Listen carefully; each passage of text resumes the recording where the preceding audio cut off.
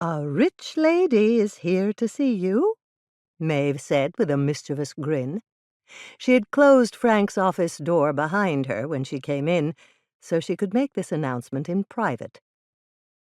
"A rich lady?" Frank echoed with a grin of his own. "Is it my wife or my mother-in-law?" "It's a client," she told him smugly. "And how do you know she's rich?" he challenged. Maeve had begun her career as nanny to Frank's children, but over time she had somehow managed to become part of his detective agency, too.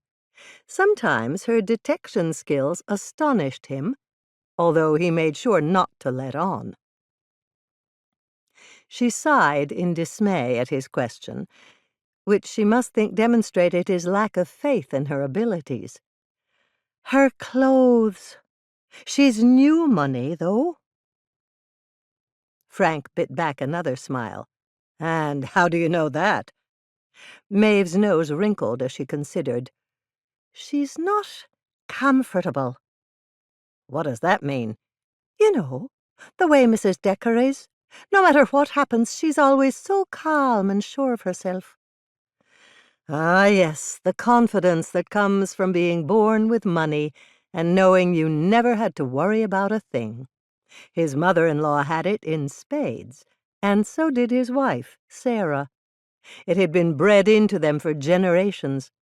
Frank Malloy was new money, though. He would never have that confidence. "All right.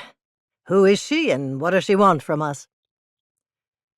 Maeve reached across his desk and laid a calling card on top of the papers he'd been working on. It was engraved on high-quality paper. Mrs. Alvin Bing. The address was an upscale neighborhood in the city. "She wouldn't tell me what she came for. She said it's private, and she would only discuss it with you." "Show her in, then." Frank laid the card down and straightened the papers on his desk. He stuffed them into a folder and set them aside. "Do you, need me to take notes?" Maeve asked hopefully. "Gino is still out." Frank's partner, Gino Donatelli, had gone to deliver a final report to a client. "If I need you, I'll call you," Frank said. Maybe Mrs. Bing had something to say that wasn't fit for Maeve's ears.